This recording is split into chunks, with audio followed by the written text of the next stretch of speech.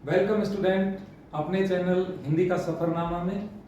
आइए आज एक नई शुरुआत करते हैं। जो अभी प्रतियोगी परीक्षाएं चल रही हैं, जो होने वाली है, जैसे हरियाणा में एचटेट होने वाला है और राजस्थान में सेकंड ग्रेड की परीक्षा है वरिष्ठ अध्यापक की, आगे लेक्चरर की है। तो इनमें क्या होता है कि इनमें व्याकरण के और काव्य शास्त्र के और मेथड्स के सवाल आते हैं, साइकोलॉजी के। तो मैंने सुपर 30 नाम से एक नई सीरीज शुरू की है और इसमें 30 सवाल एक वीडियो में होंगे, जो मैंने बहुत ही सेलेक्ट करके जो कंपटीशन में आ सकते हैं, इनसे मिलते जुलते आ सकते हैं। तो एक तरह से ये आपके लिए रामबाण का काम करेगी। तो एक बार इसको शुरू करते, ज्यादा समय इसमें बिल्कुल नहीं लूंगा, शॉर्ट में वीडियो होगी, सीधा प्रश्नों पर आते हैं। ध्यान दीजिए एक बार। पहला ही प्रश्न है हमारा, राष्ट्रभाषा होती है। प्रश्न को ध्यान से पढ़े, मैं अभी उत्तर क्लिक नहीं कर रहा हूं, अपने माइंड में सेट कर ले आंसर अपना। नंबर 1 ऑप्शन, अधिकतर राज्यों की भाषा, राज्य विशेष की भाषा। और नंबर 3, राष्ट्र की राजधानी की भाषा, राष्ट्र के लोगों की संपर्क भाषा। तो अभी तक आपने अपना आंसर सोच लिया होगा।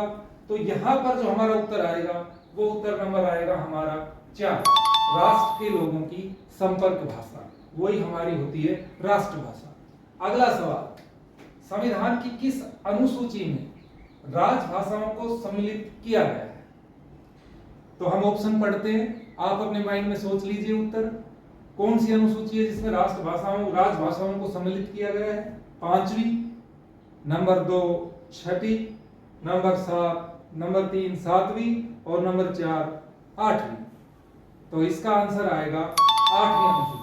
देखिए जो क्रम रहेगा क्वेश्चनों का वो सरलता से कठिनता की ओर रहेगा। देखिए अपना जो तीसरा प्रश्न है वो है, संयुक्तों को छोड़कर हिंदी में मूल वर्णों की संख्या कितनी है? कि अगर संयुक्त अक्षरों को छोड़ दें तो उसके बाद कितने बचते हैं? तो पहला ऑप्शन 36, दूसरा 44, तीसरा 38 और नंबर 4 53।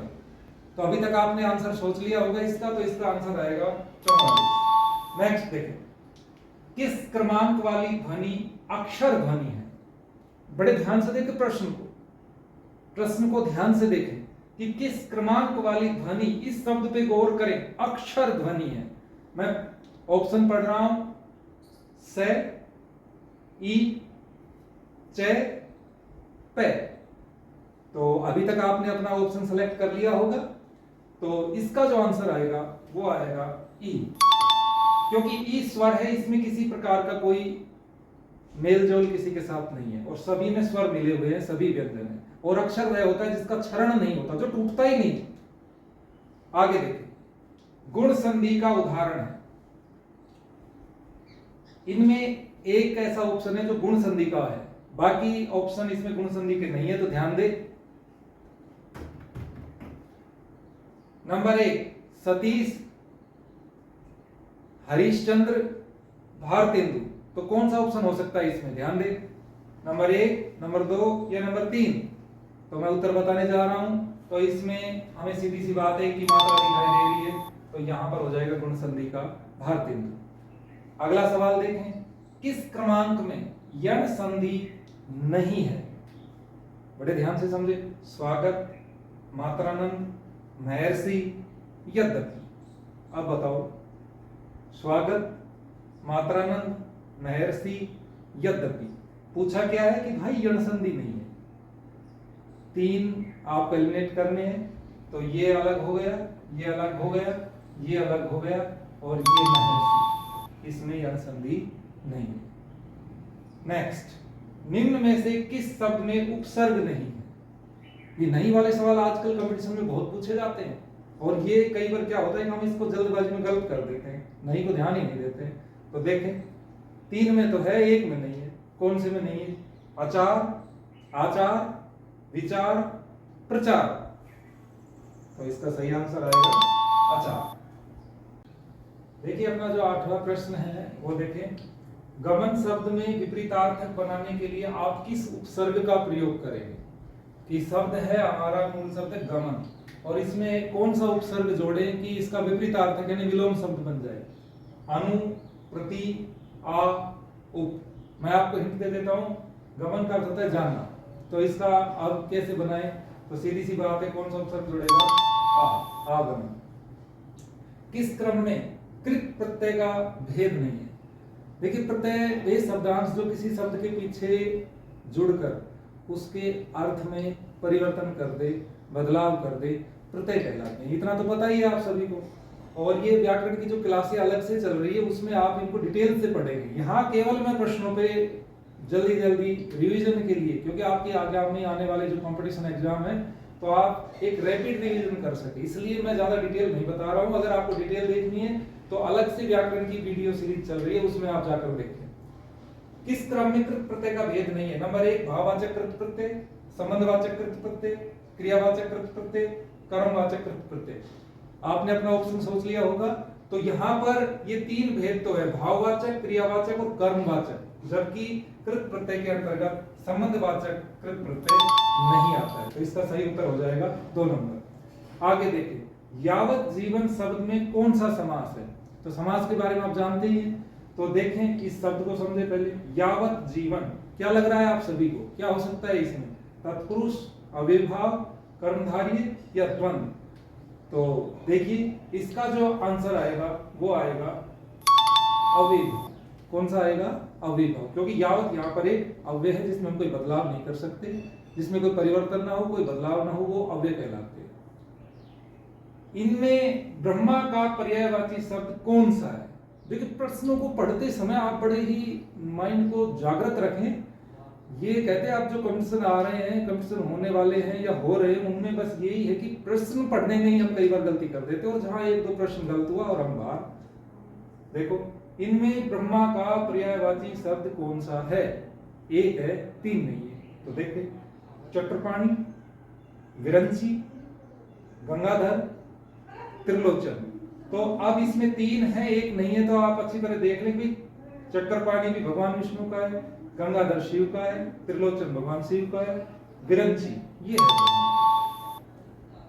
निम्न में चांदनी का पर्यायवाची नहीं है। आप देखो यहां नहीं आ गया, जबकि यहां है था। ऐसे ही घुमाते हैं सवालों को। तो चांदनी का पर्यायवाची नहीं है।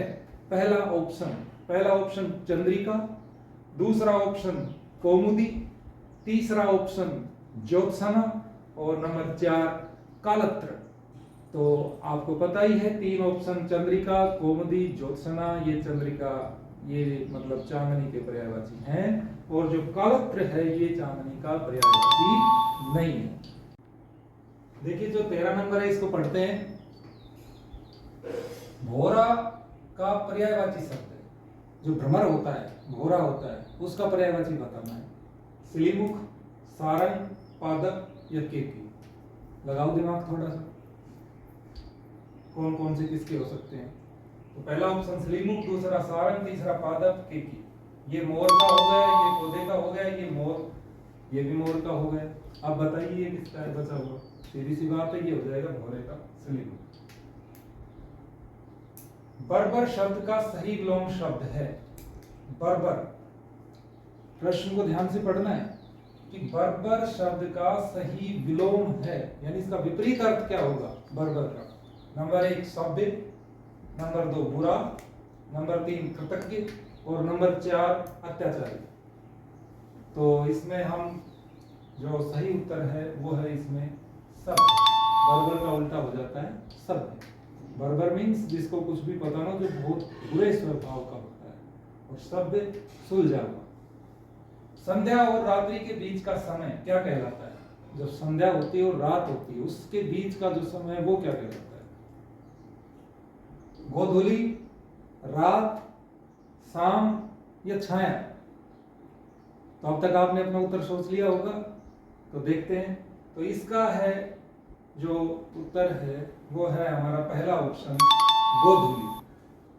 देखिए गोधूली वेला क्या होती थी, पहले गाय रखते थे गांव में, बहुत से सभी रखते थे भाई, किसी के पास 100 गाय है, किसी के पास 50 गाय है, बहुत सी गाय होती थी, और सब ऐसे जंगल में चरने जाती थी। और जब रात्रि के समय वो गाय घर में लौटती थी तो दौड़ते हुए लौटती थी। गाय का स्वभाव होता है बड़ी स्फूर्ति वाला, तो वो दौड़ते हुए आते थे। तो गांव के रास्ते कच्चे होते थे, आप जैसी सड़कें तो थी नहीं, तो धूल उड़ती थी और वो आंधी का स्वरूप ले लेती थी। बड़ी पवित्र मानी जाती थी वो धूल, गायों से उड़ने वाली धूल, और उसी के नाम पे पड़ा गोधूली। क्योंकि उस शाम का समय होता था, घर आने का समय होता था, इसलिए उस वेला को गोधूली वेला कहते हैं। तो रात्रि और संध्या के बीच का जो टाइम होता है वो गोधूली होता है। ध्यान से देखें आप, जो व्याकरण जानता है उसे क्या कहेंगे आप? नंबर 1 व्याकरण, नंबर 2 व्याकरण, नंबर 3 आचार्य और नंबर 4 गुरु। बताइए क्या कहो, सोच लिया होगा अब तक तो उसको हम कहते हैं व्याकरण। व्याकरण ये पहला वाला, व के ऊपर ऐ की मात्रा, व्याकरण जो व्याकरण का जानकार होता है। अब अगला प्रश्न आता है, बहुत ही अच्छा प्रश्न है, बड़े ध्यान से देखें और उसको सही करने का प्रयास करें। सम शम युग्म का ही अर्थ वाला युग्म इनमें से कौन सा है? कि भाई इसका और इसका सही कॉम्बिनेशन किस युग्म में है? ध्यान से देखिए। पहला शांति चावल, शांति मोक्ष, चावल शांति, समान या मोक्ष। तो अब तक आपने अपना आंसर सोच लिया होगा। तो सम का अर्थ होता है समान और शम का अर्थ होता है मोक्ष। तो यहां पे हम जाएंगे समान और मोक्ष की तरफ। Answer number 4। अब ऐसा ही सवाल ये है, ये भी वेरी इंपॉर्टेंट क्वेश्चन पूछे जाते हैं ऐसे सवाल आजकल कंपटीशन में, तो इनको बड़े ध्यान से देखें। ये जो अपनी सीरीज चल रही 25 सवाल की, ये मान के चलिए कि 25 का दम रहेगा आपके पास। डेली 25 सवाल आएंगे और निश्चित रूप से आपको एग्जाम में इनको भारी मदद मिलेगी आपको। अर्थी युग्म का सही अर्थ है अर्थवान सौ याचक, अर्थवान याचक या शव अर्थवान। बताइए। तो यहां पर हो जाएगा, बताइए क्या हो जाएगा, सोचो इसमें। शव और याचक, सेकंड ऑप्शन। अर्थी का शव से लेंगे यहां पर, अर्थी याचक से लेंगे।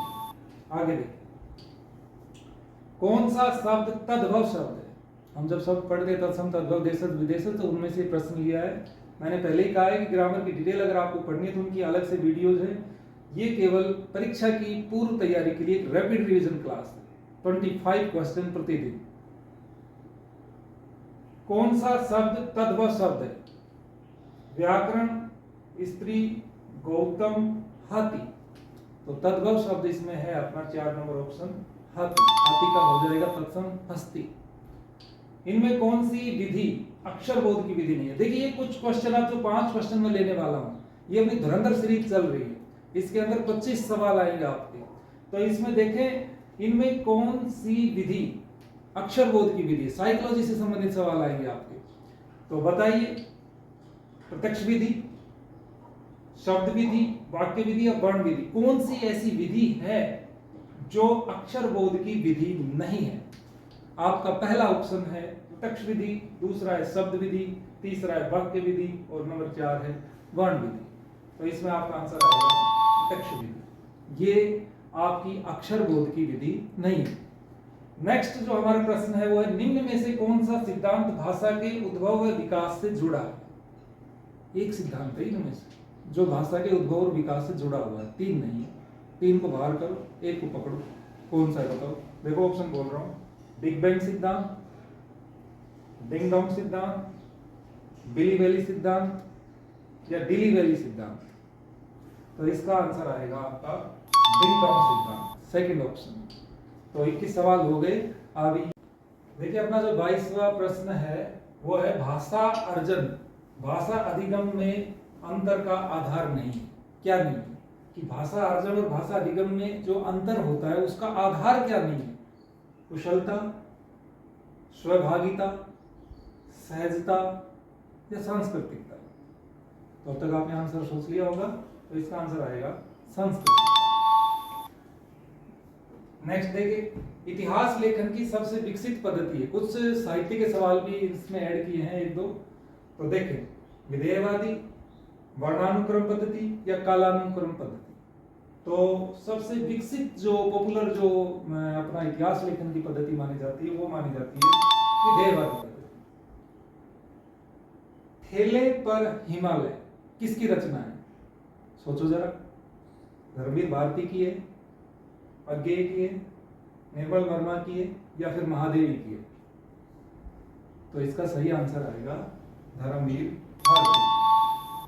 हमारा आज का आखिरी सवाल, निर्धन के धन सी तुम आई में अलंकार कौन सा है? निर्धन के धन सी तुम आई, तो यहां पर है अपना अलंकार कौन सा? उपमा है, रूपक है, अनुप्रास है, यमक? तो इसका आंसर आएगा उपमा अलंकार। सी से पहचान में जाएगी तुलना की गई, जहां पे तुलना की जाए उपमेय उपमान की, तो वहां पे होता है उपमा अलंकार। इसको अच्छे से डिटेल में बताया भी जाएगा। तो सभी वीडियो को लाइक करें और चैनल को सब्सक्राइब करें। ये रुकने वाली नहीं है सीरीज, ये आपके कंपटीशन तक चलती रहेगी, आगे भी चलती रहेगी, और आपको एक से बढ़ के एक अच्छे जो कंपटीशन लेवल के क्वेश्चन है वो आपको प्रोवाइड करवाए जाएंगे।